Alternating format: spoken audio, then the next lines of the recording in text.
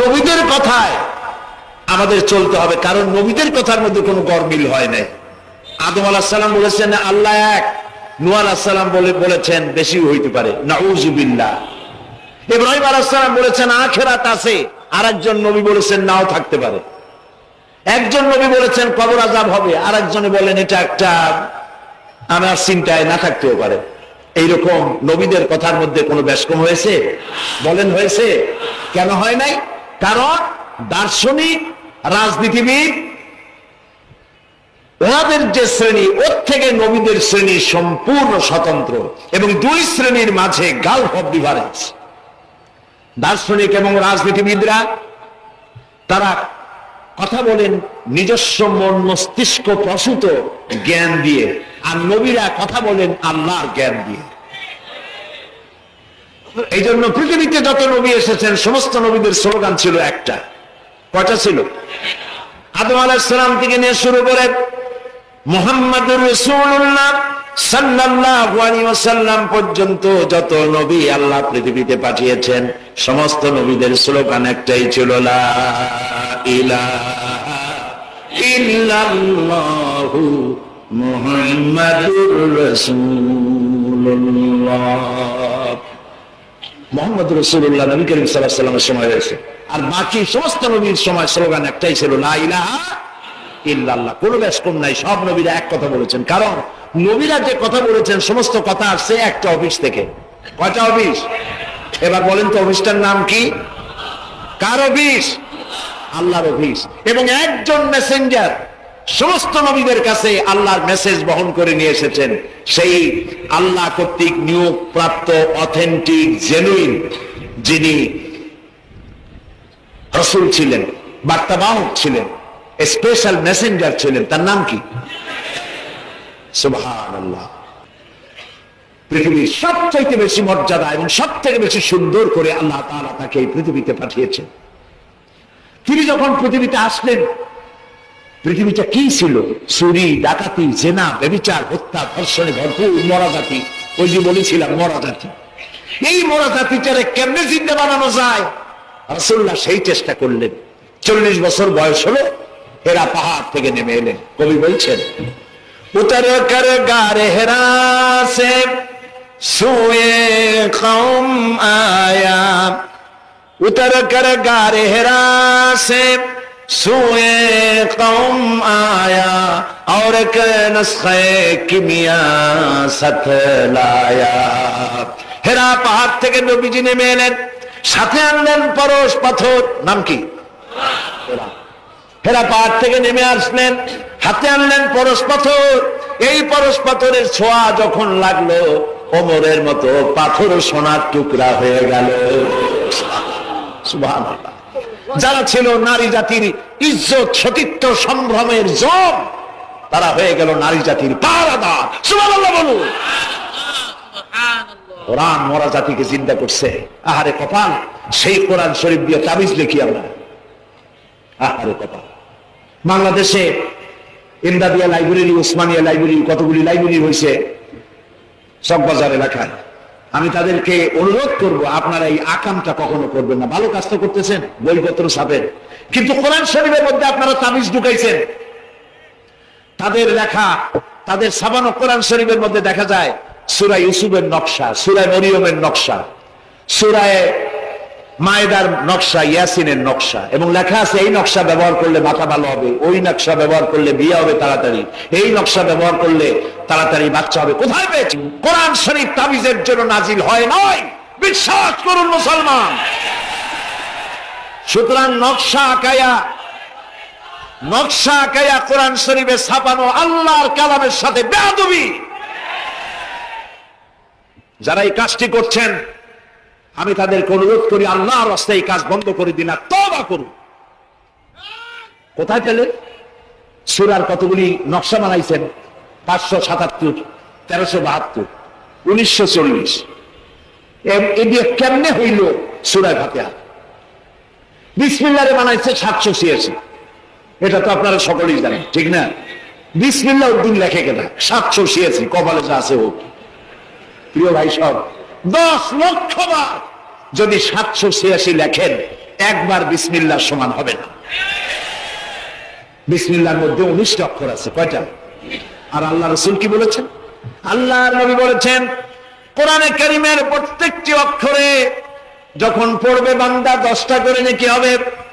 বিসমিল্লাহির রহমানির রহিম পড়েন আমার সাথে, বিসমিল্লাহির রহমানির রহিম। রাসূলুল্লাহর ওয়াদা অনুযায়ী আমার সাথে যখনই পড়লেন বিসমিল্লাহির রহমানির রহিম, একটা অক্ষরে 10, 19টায় 190টি নেকি আমাদের আমলনামায় লেখা হয়ে গেছে। কাজে এই নকশা দিয়ে যারা তাবিজের ব্যবসা করে কিয়ামতে অবশ্যই আসামি হতে হবে। যারা কোরআনকে তাবিজের কাজে ব্যবহার করেছেন আল্লাহর কাছে দায়ী হতেই হবে, কারণ মানুষকে আপনারা বোঝাতে চেষ্টা করেছেন কোরআন তাবিজের কিতাব। অথচ কোরআন এসেছিল একটি সমাজ, একটি রাষ্ট্র বিপ্লব করার জন্য। রাসূলুল্লাহ হচ্ছেন পৃথিবীতে সুন্দর, সুখী, সমৃদ্ধশালী আধুনিক রাষ্ট্রের শ্রেষ্ঠ রূপকার, এবং এই কোরআন দিয়ে তিনি এমন এক রাষ্ট্র বিনির্মাণ করেছিলেন যেখানে চুরি ছিল না, ডাকাতি ছিল না, জেনা ছিল না, ব্যভিচার ছিল না, হত্যা ছিল না, ধর্ষণ ছিল না, সন্ত্রাস মুক্ত সমৃদ্ধি একটি সুখী সমাজ তৈরি করেছিলেন নবী করিম সাল্লাল্লাহু আলাইহি ওয়াসাল্লাম। প্রিয় ভাই সব, বড় আফসোস লাগে সেই কোরআনে শুধু চুমাই খাই, বুকেই লাগাই, আর এই কোরআন শরীফ নিয়ে আমরা কাজে লাগাইতে পারলাম না। এটা ঠিক কিনা? কোরআনকে কাজে লাগাইতে পারছি? পারি নেই। কোরআন শরীফ খালি ঝুলে ঝুলে পড়ি। দেখেন রমজান মাসে আমাদের দেশের লোকেরা গপ্প করে, ভাই তোমার বাড়ি কি হয়েছে জানি না, আমার পুতের বউ 7 খতম, আমার মেয়ে ক্লাস 9-এ পড়ে, ও 3 খতম, ওর মায় 13 খতম, আর আমি নিজে এমনি খতম। আপনি প্রতিযোগিতা করে কোরআন শরীফ খতম করবেন, এই জন্য নাজিল হয়েছে কোরআন শরীফ। আপনি কি বিশ্বাস করে? কোন কোন সাহাবী সূরা বাকারা শেষ করতে সময় লেগেছে 2 বছর 3 বছর। কেন? করতে পারতেন না তিনি? সময় লাগলো কেন? এই জন্য সময় লেগেছে এক একটি আয়াত তারা তেলাওয়াত করেছেন। শুনতেছেন কথা? এক একটি আয়াত তেলাওয়াত করেছেন, অর্থ বুঝেছেন, ব্যাখ্যা বুঝেছেন, জীবনের উপরে আমল করেছেন, এরপর আরেকটা আয়াত পড়েছেন, বুঝেছেন, আমল করেছেন, তারপরে আরেকটা পড়েছেন। এইরকম করে করে কোরআন তেলাওয়াত করে জীবনের উপরে আমল করার পর সাহাবীরা যখন রাস্তা দিয়ে হাঁটতেন, মানুষেরা দেখতো যেন কোরআন হেঁটে যাচ্ছে। আরে আজ পৃথিবীতে আমরা মায়ের খাবো না কেন? আমি তো বলি বুশের মতো আরো 2-4টা বুশ আসা দরকার। মায়ের আমাদের খাওয়াই দরকার। দুনিয়ার সব জাতি চেনা যায়, মুসলমান চেনা যায় না। প্রিয় ভাই সব, নবী করিম সাল্লাল্লাহু আলাইহি ওয়াসাল্লাম এই পরশ পাথর নিয়ে আসলেন। ওমর আসলেন রাসূলকে হত্যা করতে। চিন্তা করেন, নবী হত্যা করতে আসে, কত বড় জাহেল সেই ওমর। আর ওমর ছিলেন কি হইলেন? কি হইলেন বলেন? কি সোনা, ডায়মন্ড হয়ে গেলেন। আল্লাহু আকবার বলেন। আমার রাসূল বললেন, আমার পরে লা নবিয়্যা বাদি ওয়ালা রাসূলা, আমার পরে নবীও হবে না, রাসূলও হবে না। কিন্তু আমার পরে যদি আল্লাহ কাউকে নবী বানাতেন, ওমর অবশ্যই নবী হয়ে যেতেন। আল্লাহু আকবার। প্রিয় ভাই সব, ওমর রে জাহালাত থেকে কয়লার খনি ছিল ওমর, সেইখান থেকে ডায়মন্ড বানাই দিল আল্লাহ তাআলা। কি দিয়ে বানাইলেন? আমরা কিন্তু এর কাছেও যাইতে পারলাম না, খালি চুমা দিলাম আর তাবিজ বানাই গলায় ঝুলাইলাম। এই কোরআন শরীফ আমরা একটা কাপড় দিয়ে পেঁচাই রাখি। আমাদের ঘরে কাপড় দিয়ে কোরআন অনেকের বাড়িতে পেঁচানো আছে, আছে না? এই কাপড়টা যদি মাটিতে পড়ে যায়, যদি পাও লাগে, তাহলে আমরা আটকে উঠি, ঠিক না? কাপড়টা উঠাই কি করি? চুমা দিই। একটা কাপড় আর তো কিছু না, এখানে তো টেবিলেও কাপড় আছে, আমার পায়ের তলেও কাপড় আছে, আমার পরনেও কাপড় আছে, ঠিক না? আপনাদের আছে না? তো এগুলো পাও লাগলে তো আমি আটকে উঠি না। কোরআন শরীফের সাথে যে কাপড়টা ছিল ওটা পড়ে গেলে পাও লাগলে আটকে উঠি, এবং অপরাধ বোধের সৃষ্টি হয়, ঠিক কিনা? কেন হয়? কারণ এই কাপড়টা কোরআনের সাথে কিছুদিন জড়ানো ছিল। কয়েকটা দিন কোরআনের সাথে জড়িয়ে থাকার কারণে একটা কাপড়ের টুকরার ইজ্জত যদি বাড়ে, ইজ্জত যদি বেড়ে গেল, যাদের জন্য কোরআন নাজিল হইল ওদের ইজ্জত বাড়লো না। আহা, আমাদের ইজ্জত বাড়ছে? আমাদের ইজ্জত যদি বাড়বে তাহলে ইরাকে বুশেরা আমাদের মারে কেন? আমাদের ইজ্জত যদি বাড়ে তাহলে শ্যারন প্যালেস্টাইনে আমাদের মারে কেন? আমাদের ইজ্জত যদি বাড়ে তাহলে কাশ্মীরে ভারতের কাফের সরকার আমাদের মারে কেন? আলজেরিয়ায়, বসনিয়ায়, চেচনিয়ায়, এরিত্রিয়ায়, সারা পৃথিবীতে আমরা মার খাচ্ছি। তাহলে কি এই কথা বুঝবো যে কোরআন থাকবে যে জাতির কাছে, কোরআনের কারণেই তারা মার খাবে? আল্লাহ কি বলে শুনুন। আল্লাহ রাব্বুল আলামিন বলেন, তাহা মা আনজালনা আলাইকাল কুরআনা লিতাশকা। ও নবী, কোরআন আমি এই জন্য নাজিল করি নাই যে কোরআন আপনাকে ভাগ্য বিপর্যস্ত করে দেবে, হতভাগ্য বানায় দেবে। কোরআন এই জন্য নাজিল করি নাই। কোরআন নাজিল করেছে এই জন্য কোরআনের ধারক বাহক যারা হবে তারা শাসিত হবে না, গোটা বিশ্বকে তারা শাসন করবে। এই জন্য এসেছিল কোরআন। কারণ কোরআন দিয়ে শাসন করলেই মানুষেরা নিরাপত্তা পাবে। নারীর অধিকার কে দিল? এই কোরআন দিয়েছে। শ্রমিকের অধিকার কে দিল? এই কোরআন দিয়েছে। কৃষক, মজুর, সাদা এবং কালো মানুষের ব্যবধান কে দূর করলো? এই কোরআন করেছে। সুবহানাল্লাহ। এই কোরআনের মধ্যে কি কি আছে? এর মধ্যে রাজনীতি আছে, অর্থনীতি আছে, সমাজনীতি আছে, দর্শন আছে, এর মধ্যে পররাষ্ট্রনীতি আছে, স্বরাষ্ট্রনীতি আছে। বিজ্ঞান আছে বলে এ কোরআন বিজ্ঞানের বই নয়। ইতিহাস আছে বলে এ কোরআন ইতিহাসের বই নয়। রাজনীতি আছে বলে এটা রাজনীতির কিতাব নয়। অর্থনীতি আছে বলে এটা অর্থনীতির কিতাব নয়। তাহলে প্রশ্ন হবে এটা কি? এটা হচ্ছে মানুষের জীবন পরিচালনার জন্য যত নীতি প্রয়োজন, সমস্ত নীতির মূল নীতি যে কিতাবে লেখা হয়েছে সেই কিতাবের নাম আল কোরআন। প্রিয় ভাই সব, নবী করিম সাল্লাল্লাহু আলাইহি ওয়াসাল্লাম কে আল্লাহ তাআলা এজন্য পাঠান নাই যে তিনি আর তার সাহাবীরা মসজিদে বসে বসে আল্লাহ আল্লাহ করবেন আর রাষ্ট্র চালাবে ফেরাউন আর নমরুদেরা, রাষ্ট্র চালাবে আবু জাহেলের গোষ্ঠীরা, ফাসিক, ফুজ্জার, নামাজ নাই, রোজা নাই, ঘুষখোর, মদখোর, এরা রাষ্ট্র চালাবে। এই জন্য ইসলাম আসে নাই। ইসলাম এসেছে রাষ্ট্র পরিচালনা করার অধিকার কোরআনের। কার? আল্লাহ রাব্বুল আলামিন বলেন, আলা লাহুল খালকু ওয়াল আমর ইনিল হুকমু ইল্লা লিল্লাহ। সৃষ্টি যার, আইন চলবে তার। সৃষ্টি যার, আইন চলবে তার। আলা লাহুল খালকু ওয়াল আমর, সৃষ্টি যার, আইন তারই চলবে। কারণ এই কোরআনের তো কোনো পরিবর্তন নাই। এটি সংবিধান, এটি কনস্টিটিউশন। আমাদের একটা কনস্টিটিউশন আছে, আছে না? কবে তৈরি হয়েছিল? 72-তে। 1972 সালে বাংলাদেশের সংবিধান রচিত হয়েছিল। আজকে 2004। 1972 থেকে 2004 এ পর্যন্ত আমার দেশের কনস্টিটিউশন অ্যামেন্ডমেন্ট, সংযোজন, বিয়োজন, পরিবর্তন, পরিবর্ধন ইত্যাদি হয়েছে নাকি হয়নি? কয়বার হয়েছে? 13 বার হয়ে গেছে। 13 বার হয়েছে আর 14 বার হবে খুব শিগগিরই। তাহলে স্বাধীনতার 32 বছরের ভিতরে যদি সংবিধান 14 বার পরিবর্তন হয়, সংশোধন হয়, এই রেশিও অনুযায়ী 100 বছর যদি যায়, তাহলে কম্বলের লোম বাঁচলে থাকবে কিছু আর? এটাও একটি সংবিধান। এটার নাম কি? সংবিধান, মানবতার সংবিধান। এটি শুধু মুসলমানদের জন্য নয়।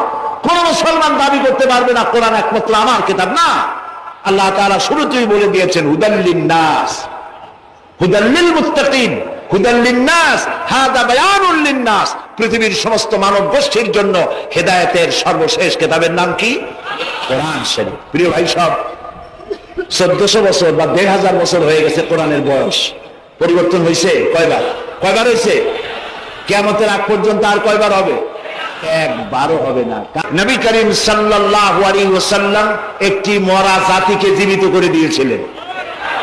একটা মৃত্যু জাতিকে জীবিত করেছিলেন রাসূলুল্লাহ। সুবহানাল্লাহ বলবেন না? মৃত্যু প্রায় জাতি, তার অর্থ এই না যে কবরে থর মতো মরে গেছিল। মরা মানে কি? মরা হচ্ছে ওই জীবিত মানুষের কোনো দাম নাই যার চক্ষু আল্লাহর নিয়ন্ত্রণ মানে না। ওই জীবিত মানুষের হাতের কোনো দাম নাই যার হাত দিয়ে অবৈধ কামাই করে, হারাম খায়। সে তো মৃত্যু। ওই হৃদয়ের কোন দাম নাই জীবিত হৃদয়ের, যেই হৃদয়ের মধ্যে আল্লাহর ভয় নাই। ওই পাও বেঁচে থাকার কোন লাভ নাই যেই পাও দিয়ে আল্লাহর নিষিদ্ধ কাজে গমন করা হয়। এমন একটি মরা জাতি যাদের বিবেক মরে গিয়েছিল, যাদের চক্ষু, যাদের বিবেক, যাদের চিন্তা চেতনা, মরণশীলতা সবকিছু মরে গিয়েছিল। জৈবিক চাহিদা মেটাবার জন্য প্রয়োজন ছিল একটি নারীর। সেই নারীটি কার বউ, কার মেয়ে, কার মা দেখার কোন জরুরত বোধ করতো না। এমন একটি জাতি যারা চুরি করত, ডাকাতি করত, জেনা করত, মিথ্যা কথা বলতো। সত্য বলবো কেন, এই কারণ জানা ছিল না। ওরে খুন করবো না কেন, এর কোনো কারণ, যুক্তিসঙ্গত কারণ জানা ছিল না। খুন আমি করতেই পারি, খুন করতে পারি, মারতে পারি, এই ধরনের চিন্তা চেতনায় বিশ্বাসী ছিল যে আদ মরা জাতি। সেই মরা জাতিকে রাসূলুল্লাহ জিন্দা করেছিলেন। সুবহানাল্লাহ বলবেন না? এই যে কথাটা বললাম, আমি কি অতিরিক্ত বাড়িয়ে বলেছি? মাত্রই আদৌ বাড়িয়ে বলেছি? রাসূলুল্লাহ একটা মরা জাতি জিন্দা করতে পারছিলেন কিনা বলেন? কি দিয়া করেছিলেন বলেন জোরে? এই সেই কিতাব আমার হাতে আপনারা দেখতে পাচ্ছেন, এই সেই কিতাব। এই কিতাবের সাথে আমার আপনার কলিজার সম্পর্ক, ইমানের সম্পর্ক, রুহের সম্পর্ক, বেঁচে থাকার সম্পর্ক, স্বাধীনতার সম্পর্ক, স্থিতিশীলতার সম্পর্ক, ইজ্জতের সম্পর্ক এই কোরআনের সাথে আমাদের আষ্টে পৃষ্ঠে বাঁধা। কোরআনের সাথে যতদিন জুড়ে থাকবো ততদিন পৃথিবীতে শান্তি নিরাপত্তা নিয়ে থাকবো। যখন কোরআন থেকে ডিটাচ হব তখন থেকে আমাদের উপরে আল্লাহর লানত আর গজব ছাড়া কিছুই থাকবে না।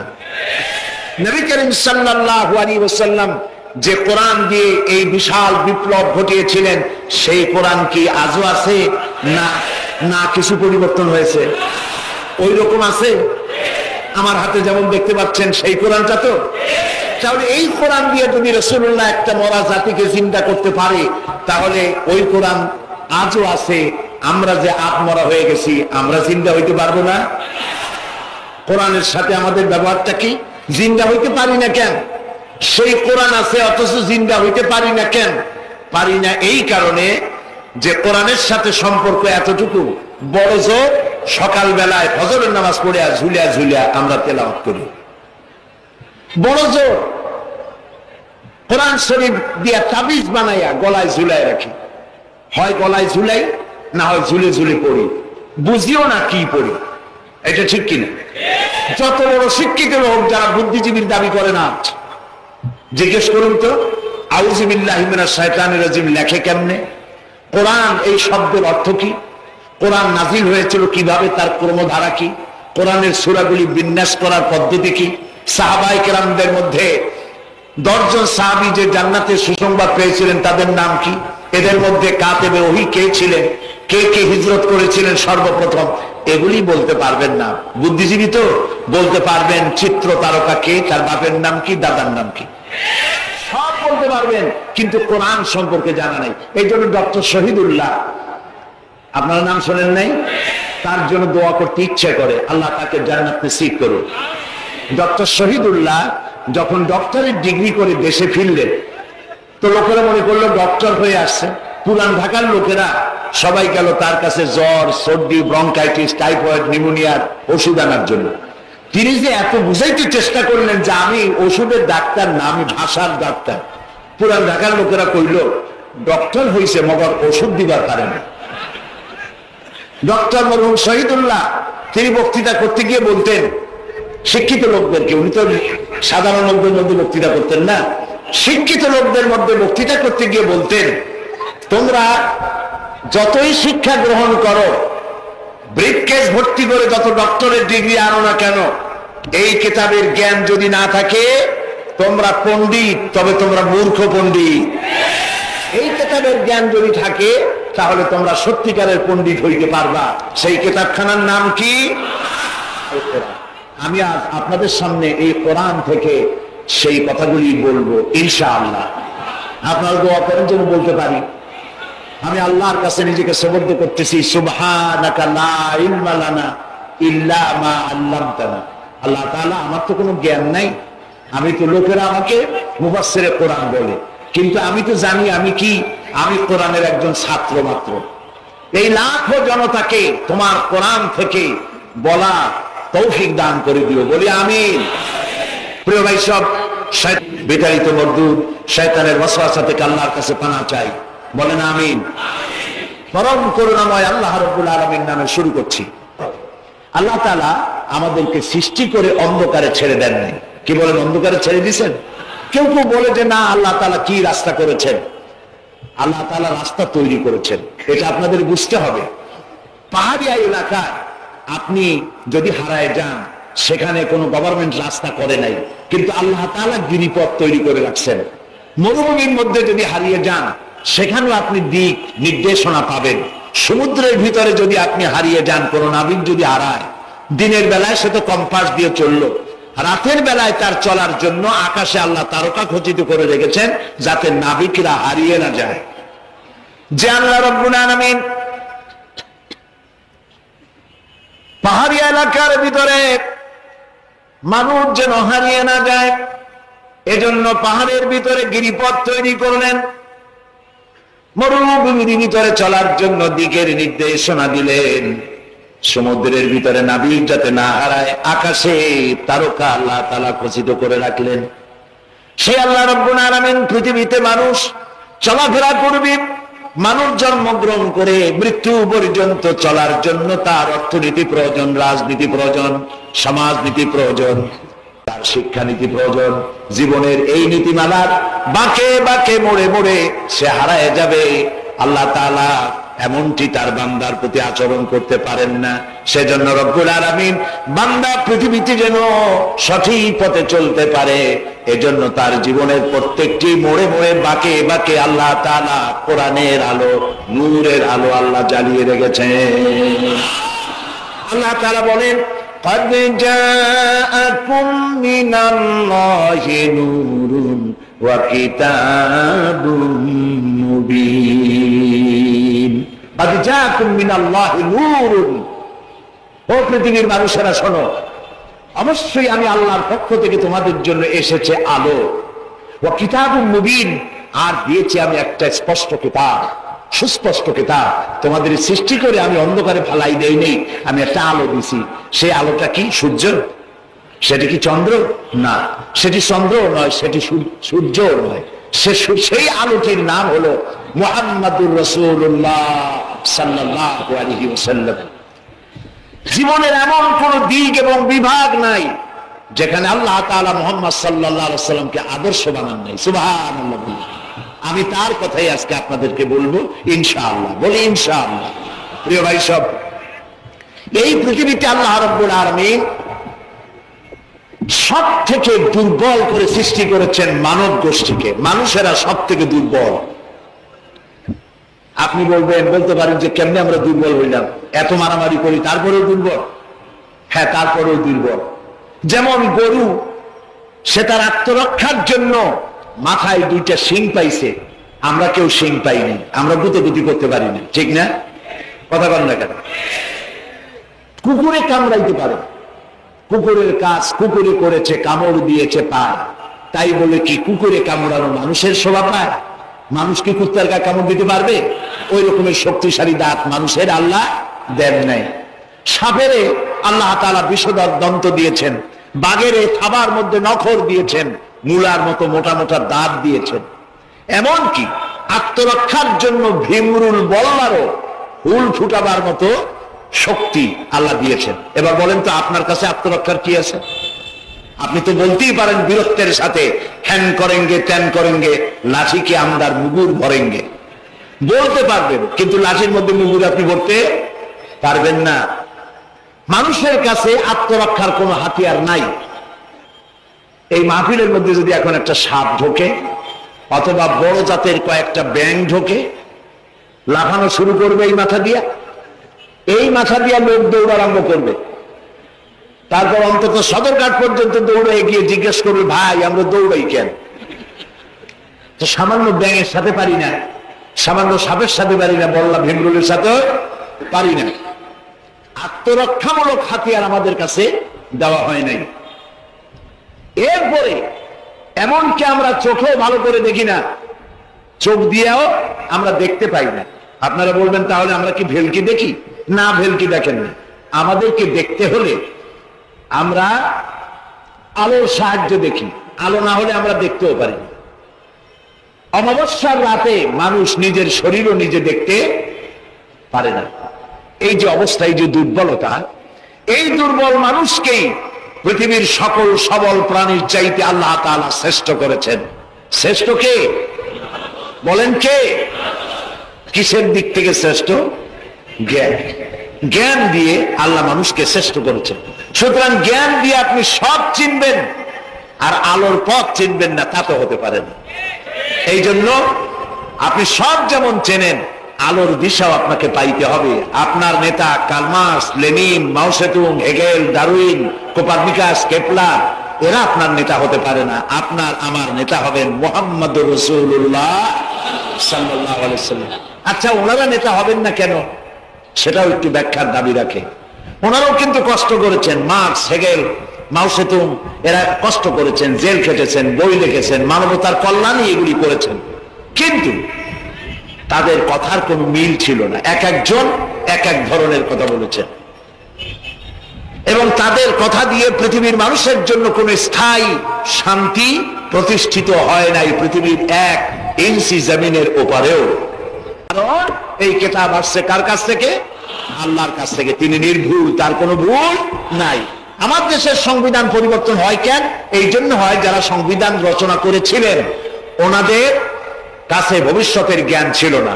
অতীতের অভিজ্ঞতার ভিত্তিতে বর্তমানকে সামনে রেখে সংবিধান রচনা করেছেন।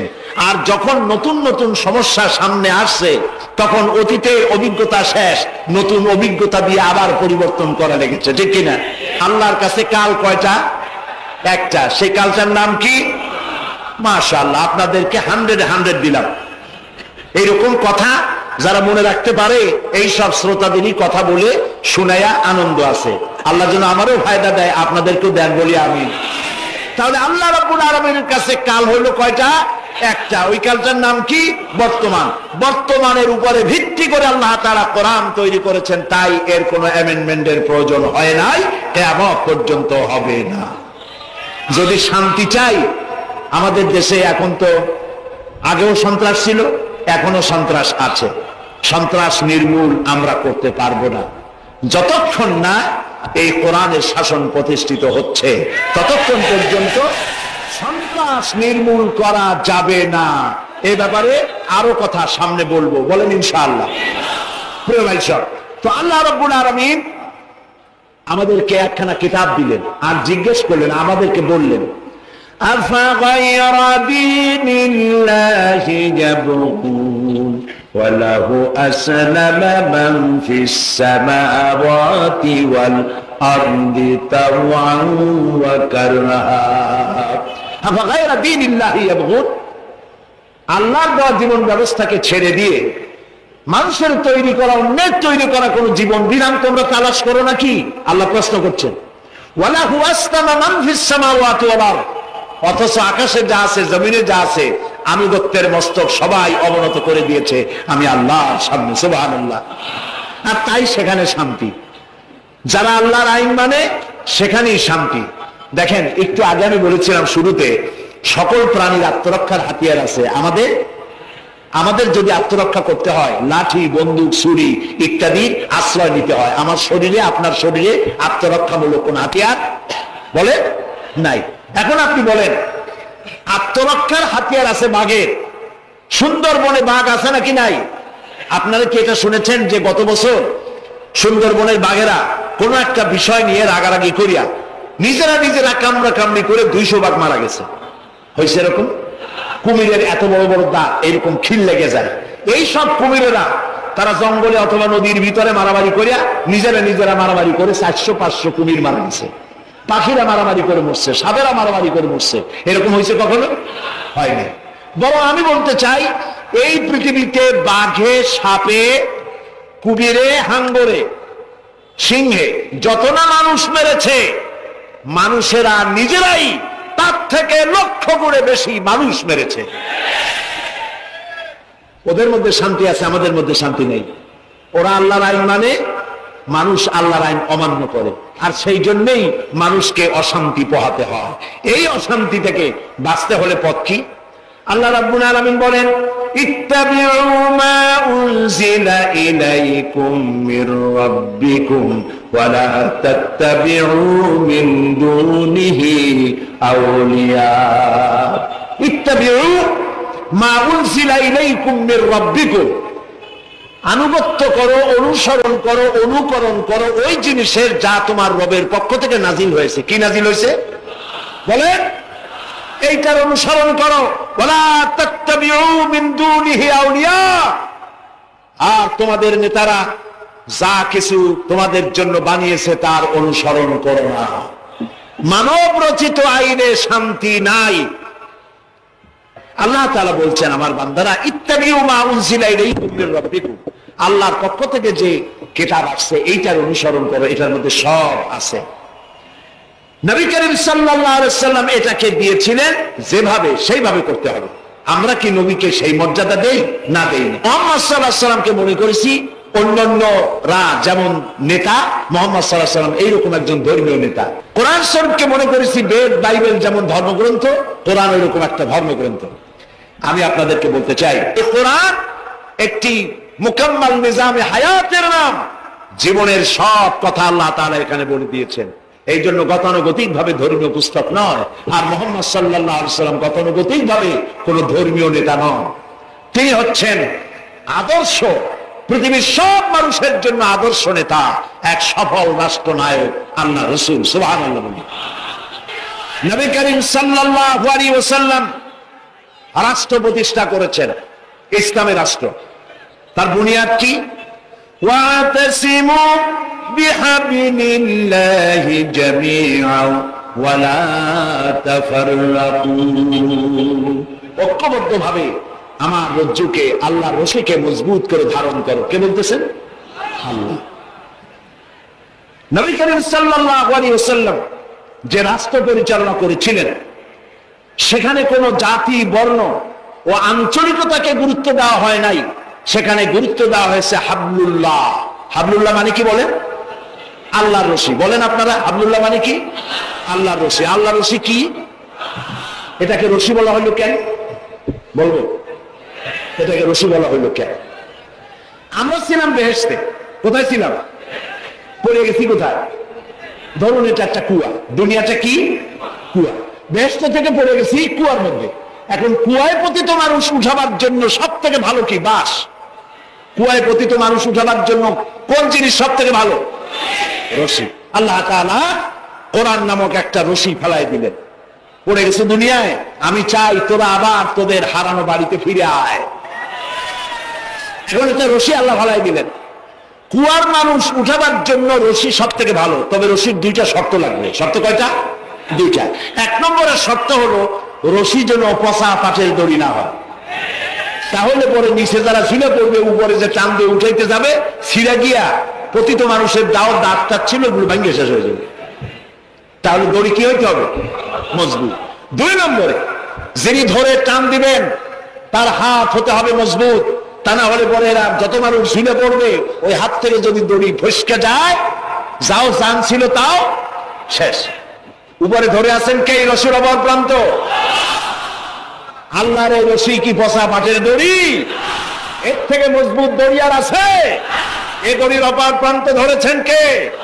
গোটা পৃথিবীর সব মানুষ একত্রিত হয়ে এই রশি ধরো। আল্লাহ তাআলা বলেছেন অপর প্রান্ত ধরে হারানো বাড়ি জান্নাতে ফিরায় দেব।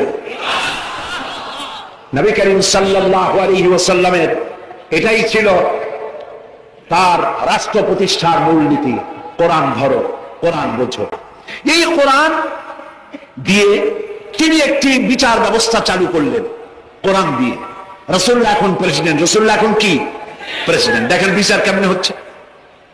আল্লাহ রাব্বুল আলামিন কোরআনের আয়াত দিয়ে বিচার ব্যবস্থা কন্ট্রোল করে দিলেন। বিচারে কারো পক্ষপাতিত্ব করা যাবে না। ওয়াইযা হাকামতুম বাইনান নাসি আন তাহকুমু বিল আদল, আল্লাহ তাআলা বলেন তোমরা যখন লোকদের মাঝে বিচার করবে, সুষ্ঠু বিচার করবে, ভালো ফয়সালা করবে, সুবিচার করবে, আর বিজাতীয়দের ব্যাপারে অমুসলিমদের ব্যাপারে বিচার করতে গিয়ে তাদের উপরে জুলুম করবে না। ওয়ালা ইয়াজরিমান্নাকুম শানাআনু কওমিন আলা আন তা'দিলু, বিচার করতে গিয়ে হিন্দু, খ্রিস্টান, বৌদ্ধ, মুসলমান না, এই চিন্তা করে অমুসলিমদের উপরে বিচার করবে না। বিচার করতে হবে, সে বিচার যদি মুসলমানদের গায়ে লাগে তাও লাগুক, বিচার হতে হবে সুবিচার। প্রিয় ভাই সব, এই বিচারের ভিতরে জেনাকারের শাস্তি আছে। জেনাকারের শাস্তি কি হবে? চোরের শাস্তি কি হবে? আল্লাহ তাআলা বলে দিলেন, আস-সারিকু ওয়াস-সারিকাতু ফাকতাউ আইদিয়াহুমা, চোর পুরুষ হোক আর নারী হোক, উভয়ের হাত কেটে দাও। এই আইনটা কার? বলেন আল্লাহ তাআলার আইন। এই আইনকে কিছু কিছু লোক বলে এটা নাকি বর্বর আইন। বলেন নাউযুবিল্লাহ। আল্লাহর আইনকে যদি কেউ বর্বর আইন বলে তার ঈমান থাকে? আর ঈমান তো নাই, থাকবে কি? আল্লাহ বলছেন হাত কেটে দাও। এখন যারা এটার বিরুদ্ধে তারা বলে কি জানেন? ওদের তো বলা হয় বুদ্ধিজীবী। কি জীবী? বুদ্ধিজীবী। আর বুদ্ধির ঠেলায় যত বুদ্ধিজীবী আছে বাংলাদেশে দেখবেন মাথায় কারো চুল নাই। বুদ্ধির জ্বালায় চুল টুল সব শেষ। চতুর্দিকে কিছু আছে স্টেডিয়ামের মতো, চতুর্দিকে দর্শক, মাঝখানে খালি।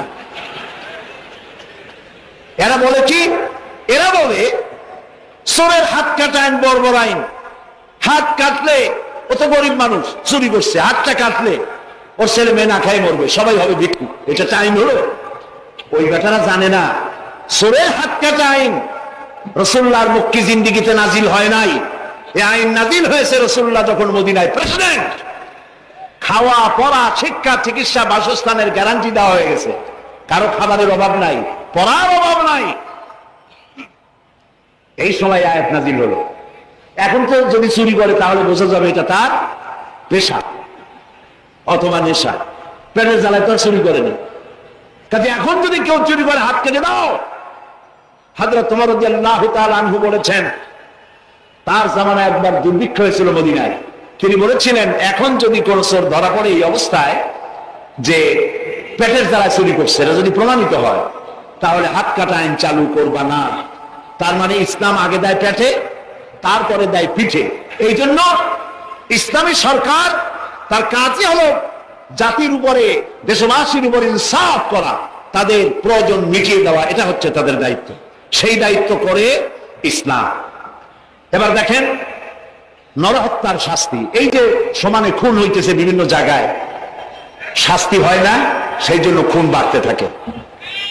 বিচারের কিছু মাইল পেস আছে, সেই মাইল পেসে চোরগুলা, ডাকাতগুলা, সন্ত্রাসীগুলা পার পাইয়ে যায়। পুলিশেরা জীবন প্রাণান্ত করে এক একটা আসামি ধরে, প্রাণান্ত করে আসামি ধরে। তারপরে হাইকোর্ট থেকে জামিন পেয়ে যায়। যারে ধরলো জামিন পেয়ে গেল। এখন তো সে পুলিশের নাকের ডগায় আঙ্গুল দিয়ে দেখা যায়, পাল্লা নামার আটকাইতে। ঠিক না? ইসলামের বিধান ভিন্ন।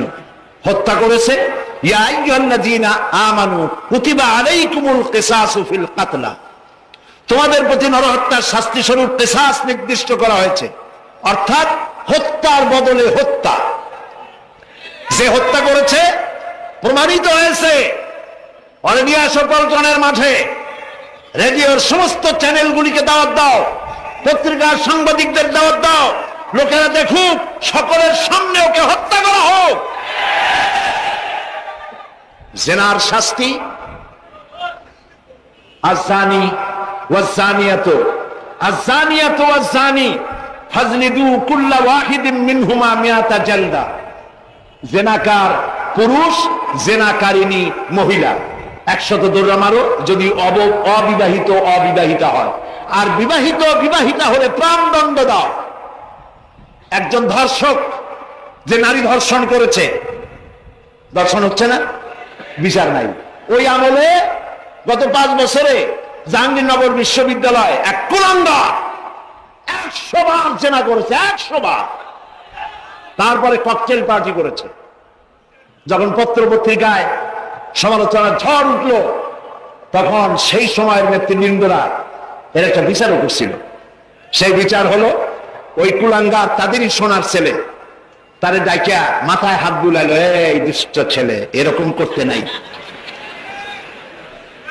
এই হলো বিচার। ইসলামের বিচারটা কি? ইসলামের বিচার হয়েছে ধর্ষক প্রমাণিত হয়েছে, নিয়ে আসো ময়দানে, চতুর্দিকে লোকেরা পাথর নিয়ে দাঁড়াও, পাথর মেরে ওর গায়ের গোস্ত, হাড্ডি, চর্বি, চামড়া, রক্ত বাতাসের সাথে উড়ায় দাও।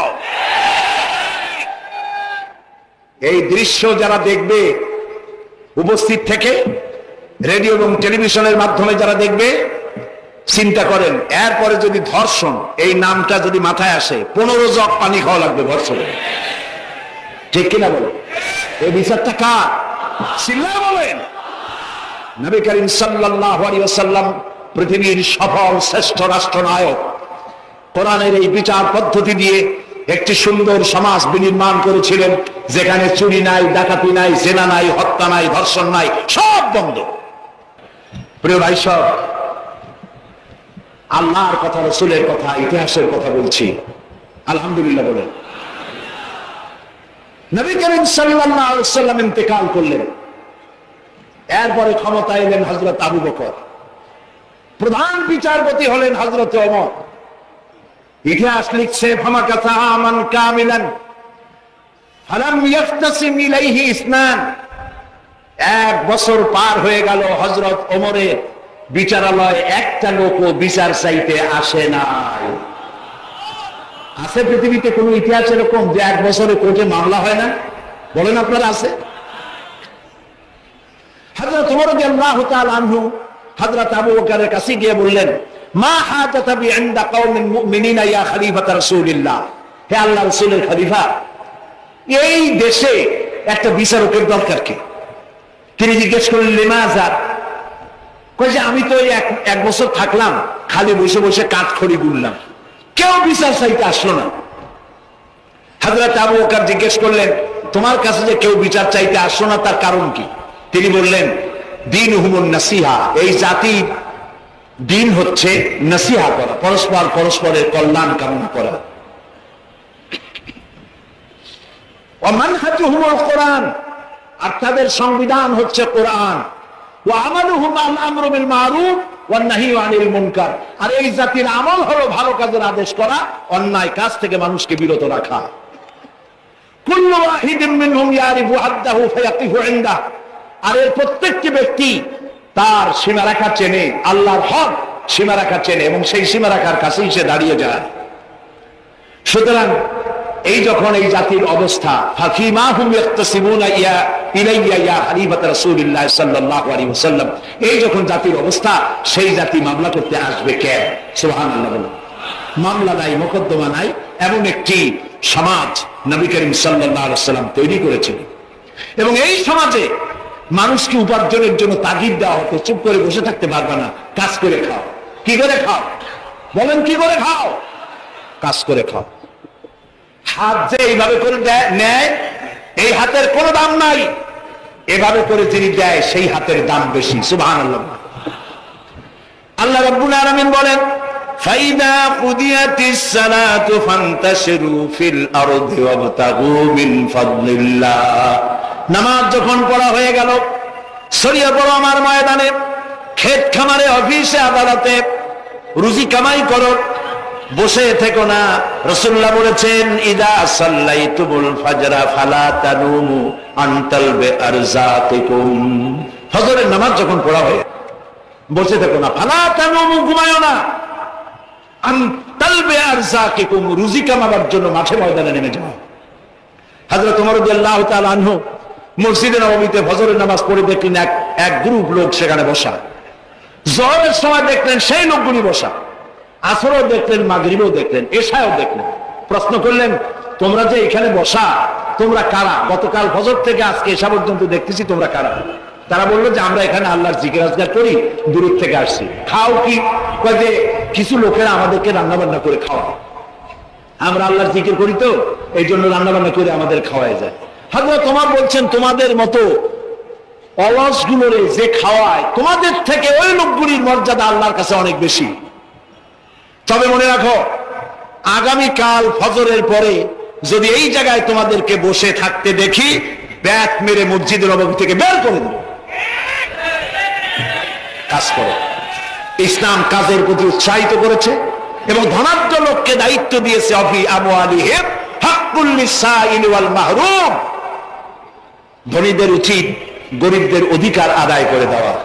কাইলা ইয়াকুনা দুনাতাম বাইনাল আগনিয়াই মিনকুম, যাতে করে তোমাদের সম্পদগুলি গুটিকত লোকের ভিতরে যেন পুঞ্জীবিত হয়ে না থাকে। নবী করিম সাল্লাল্লাহু আলাইহি সাল্লাম তার রাষ্ট্র ব্যবস্থার মধ্যে একটি ব্যাংক তৈরি করেছিলেন। ব্যাংকের নাম ছিল বাইতুল মাল। বরুণ ব্যাংকের নাম কি ছিল? বাইতুল মাল। এই বাইতুল মাল ইনোগ্রাল সেশন, ওপেনিং সেশন, এই বাইতুল মাল ব্যাংকে রাসূলুল্লাহ উদ্বোধন করলেন।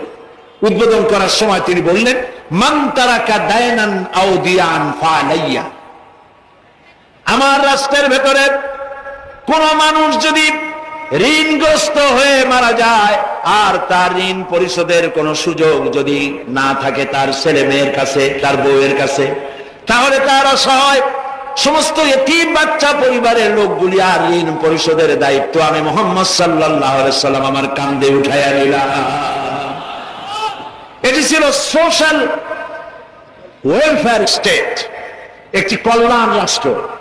এই পৃথিবীতে কল্যাণ রাষ্ট্রের কনসেপশন সর্বপ্রথম যিনি দিয়েছেন আধুনিক রাষ্ট্র প্রতিষ্ঠার রূপকার বিশ্বনবী মুহাম্মদ রাসূলুল্লাহ সাল্লাল্লাহু আলাইহি ওয়াসাল্লাম। তাই রাষ্ট্র ছিল সুখী, সমৃদ্ধ, চুরি নাই, ডাকাতি নাই, মাস্তানি নাই, সাদাবাজি নাই।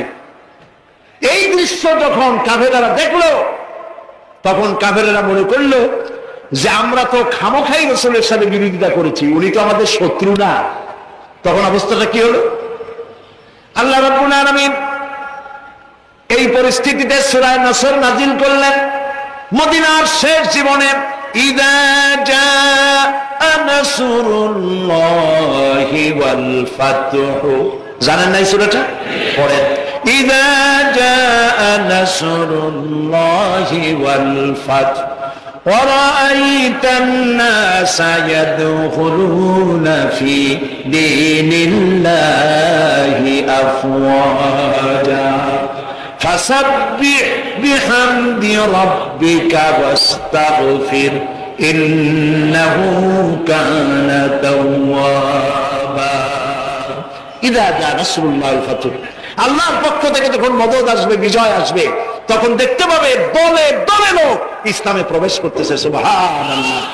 মদিনার জীবনের শেষ দিকে আরব ভূখণ্ডে একটা কাফেরও ছিল না, সবাই পড়েছে লা ইলাহা ইল্লাল্লাহু মুহাম্মাদুর রাসূলুল্লাহ। সুবহানাল্লাহ। প্রিয় ভাই সব, এই ছিল ইসলামী রাষ্ট্রের রূপরেখা। রাসূলুল্লাহ বলেছেন, আমি তো চলে যাব, চিরকাল থাকবো না। তারাকতু ফীকুম আমরাইন লান তাদিল্লু মা তামাসসাকতুম বিহিমা কিতাবুল্লাহ ওয়া সুন্নাতু রাসূলি। আমি চলে যাব, দুইটা জিনিস তোমাদের জন্য রেখে গেলাম। বলেন কয়টা জিনিস? একটা হলো আল্লাহর কিতাব, আর একটা কি? সুন্নাতে রাসূল। এই দুইটা জিনিস রেখে গেলাম, মারির দাঁত দিয়ে কামড়ে ধরো, তাহলে পৃথিবীতে তোমরা বিচ্ছিন্ন হবে না, ধ্বংস হবে না। সুবহানাল্লাহ। প্রিয় ভাই সব, নবী করিম সাল্লাল্লাহু আলাইহি ওয়াসাল্লাম দুটি জিনিস রেখে গেলেন। কয়টা রাখলেন বলেন? দুইটা। ট্রেন চলে কয়টা লাইন দিয়া? বলেন দুইটা লাইন। দুইটা লাইনের উপরে ট্রেন চলে। ট্রেন কি? কতগুলি কম্পার্টমেন্ট, এর মধ্যে মানুষ বসে, মাল সামান নিয়ে মানুষ বসলো। চাকার দূরত্ব আর লাইনের দূরত্ব যদি সমান থাকে, তাহলে কমলাপুর থেকে ছাড়বে, চিটাগং চলে যাবেন আরামসে, চোখ বুঝে ঘুমাইতে ঘুমাইতে। ঠিক কিনা? বোঝেন কথা? কিন্তু মাঝখানে যদি চাকাগুলো একটু সেরায় যায়, ফাঁক বেশি হয়ে যায়, অথবা লাইন যদি একটু বেঁকা হয়ে যায়, তাহলে ট্রেন কি চলবে? কি হবে? অ্যাক্সিডেন্ট হলে যাত্রীরা কি হবে? মারা যাবে, মালপত্র সব শেষ হয়ে যাবে। ঠিক না? সুতরাং এটা যেমন বুঝলেন, আমরা ছিলাম বেহেশতে, আসলাম দুনিয়া। আল্লাহ রাব্বুল আলামিন এই দুনিয়াবাসীদেরকে জান্নাতে নিতে চান। সুবহানাল্লাহ বলেন। এজন্য দুইটা লাইন করে দিয়েছেন। দুইটা লাইন রাসূলুল্লাহ পেতে দিয়ে গেলেন। একটার নাম হলো কোরআন, আর একটার নাম হাদিস। আর আপনার আমার দেহ, এই দেহগুলিকে ধরেন কম্পার্টমেন্ট, বগি, ট্রেনের বগি। এই বগি, এই ট্রেন, এই দেহ নামক বগিকে চালাবার জন্য কতগুলি চাকা দরকার। সেই চাকা হলো অর্থনীতির চাকা, রাজনীতির চাকা, সমাজনীতির চাকা, স্বরাষ্ট্রনীতির চাকা, পররাষ্ট্রনীতির চাকা, এই সব চাকাগুলি কোরআন হাদিস নামক দুইটা লাইনের উপরে যদি ছেড়ে দেন, কোরআন হাদিস অনুযায়ী যদি চালান, দেহ নামক গাড়ি দুনিয়া থেকে ছাড়বে, লাস্ট ডেস্টিনেশন আল্লাহর জান্নাতে চলে যাবে। আর যদি দেহ নামক এই গাড়িকে চালাতে গিয়া রাজনৈতিক চাকা যদি দৌড় দেয় ইংল্যান্ডের দিকে, সংস্কৃতির চাকা যদি দৌড় দেয় ভারতের দিকে, গণতন্ত্রের চাকা যদি দৌড় দেয় আমেরিকার দিকে, তাহলে দেহ নামক গাড়ির কি হবে? অ্যাক্সিডেন্ট অবধারিত। কথাটা কি বোঝা কঠিন না সহজ? সুতরাং আসুন কোরআনের, আল্লাহ রসুলের বলা ওই কোরআন আর ওই হাদিস, এই দুইটা নিয়ে আমাদের জীবনকে পরিচালিত করতে চেষ্টা করি।